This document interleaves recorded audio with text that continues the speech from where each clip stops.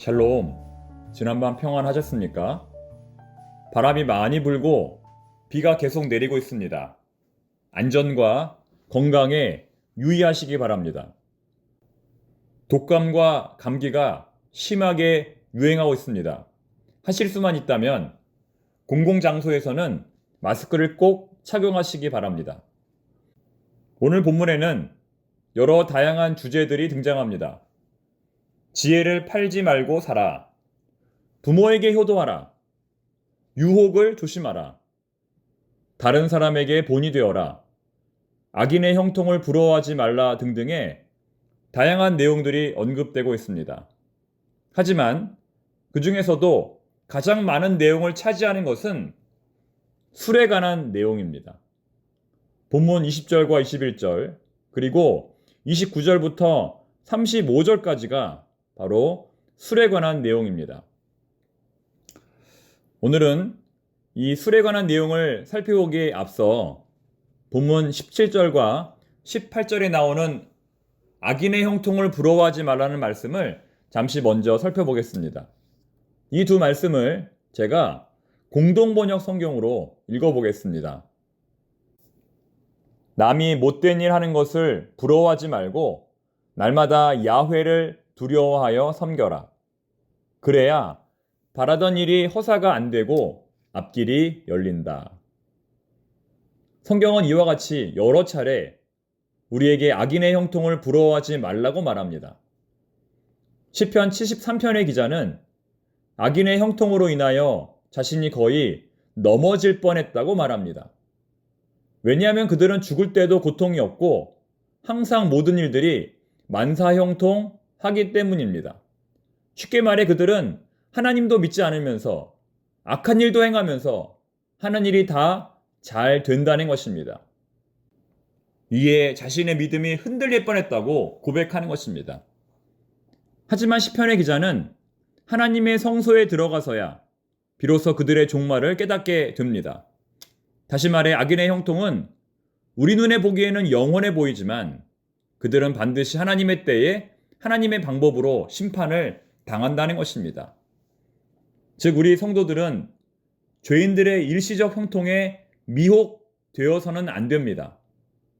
우리는 눈에 보이는 것으로 인하여 흔들리고 넘어지는 신앙이 아니라 눈에 보이지 않는 하나님을 전적으로 신뢰하는 올바른 신앙이 되어야 하는 것입니다.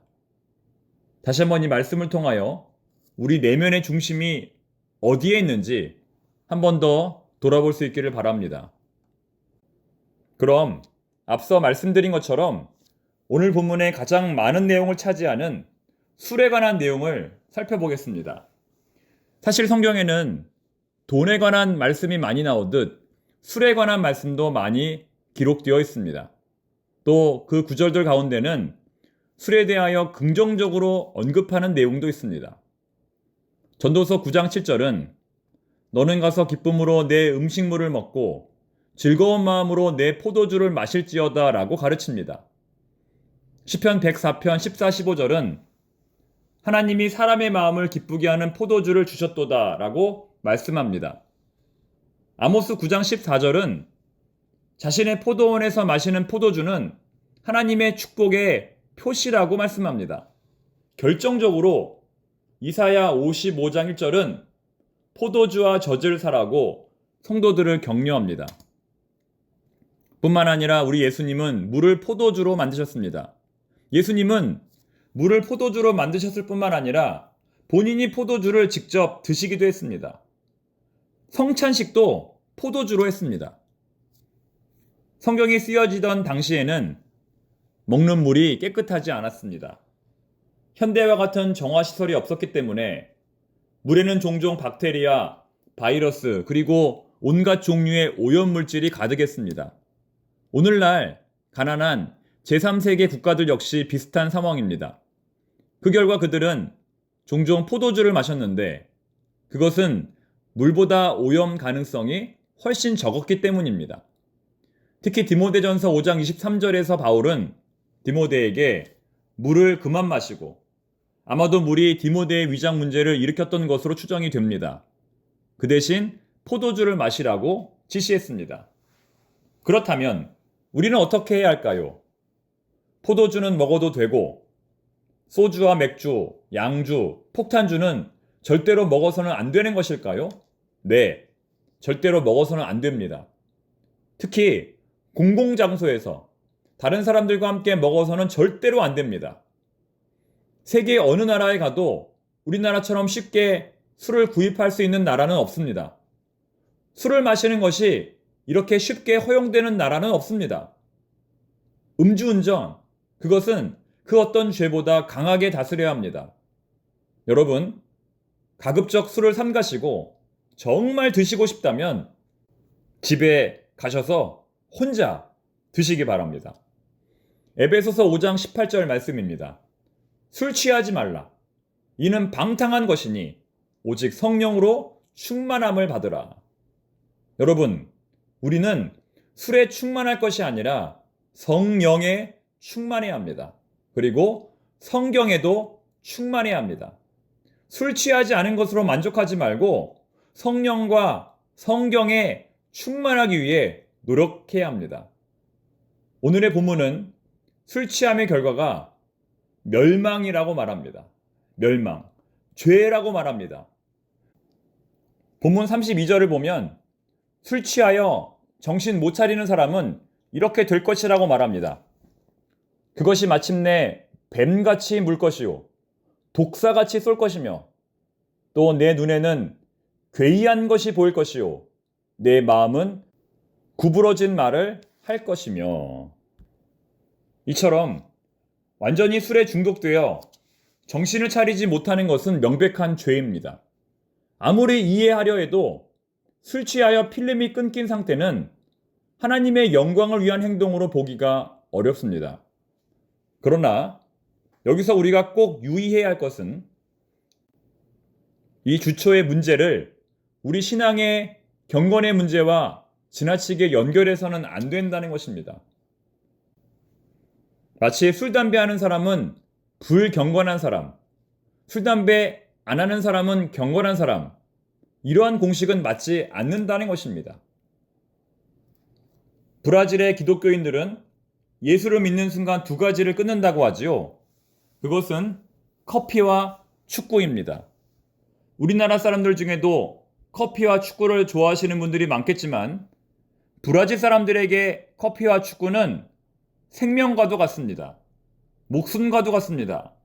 그런데 브라질의 기독교인들은 예수를 믿는 순간 이 두 가지를 끊는다는 것입니다. 왜 그럴까요? 내가 예수님을 위하여 가장 좋아하는 그 두 가지를 내려놓겠다는 것입니다. 다시 말해, 주초를 좋아하는 사람은 우리 주님을 믿는 순간 주님을 위하여 기쁜 마음으로 끊을 수 있는 노력이 필요합니다. 그리고 주초를 하지 않는 사람은 주초를 하지 않는 것으로 만족하지 말고 내가 지금 주님을 위하여 무엇을 끊어야 할지 고민해야 한다는 것입니다. 여러분들은 우리 주님을 위하여 무엇을 끊으시겠습니까? 지금 내가 가장 좋아하는 것, 내가 가장 사랑하는 것, 그것을 절제하고 참고 내려놓는 것이 필요합니다. 오늘 하루 우리 주님을 위하여 내가 좋아하는 것을 잠시 절제하고 더욱 성령에 충만한 우리 모두가 되기를 바랍니다. 기도하겠습니다. 하나님 아버지, 주초의 문제로 인하여 고민하는 성도들이 있습니다. 끊고자 하나 잘 끊어지지 않아 고민하고 있습니다.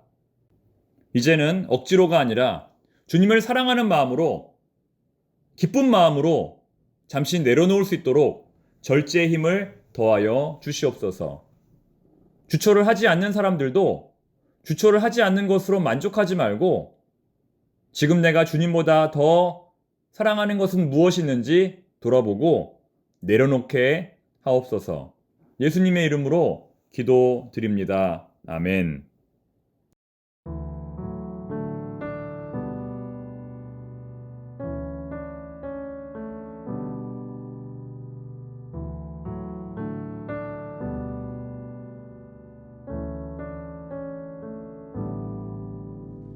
하나님 사랑 변치 않는다.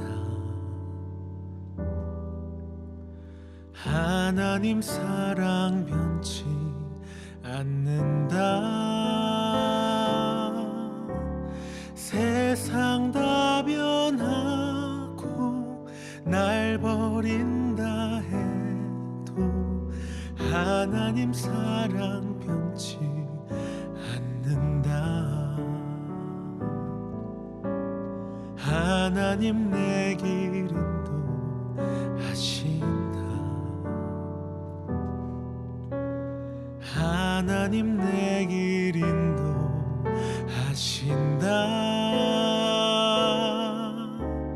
나의 가는 길 다 주님께 있으니 하나님 내 길 인도하신다. 반드시 기도 응답하신다.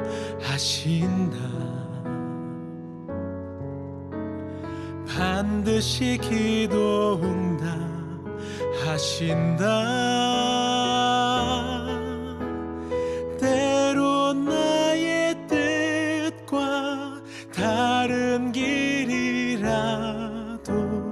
반드시 기도 응답하신다.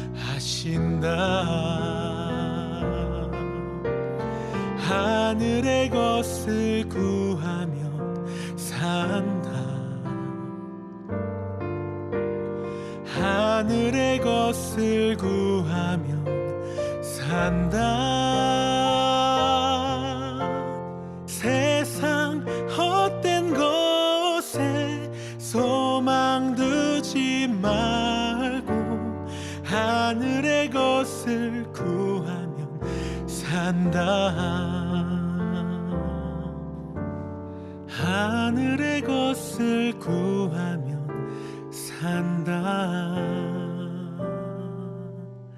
하늘의 것을 구하면 산다.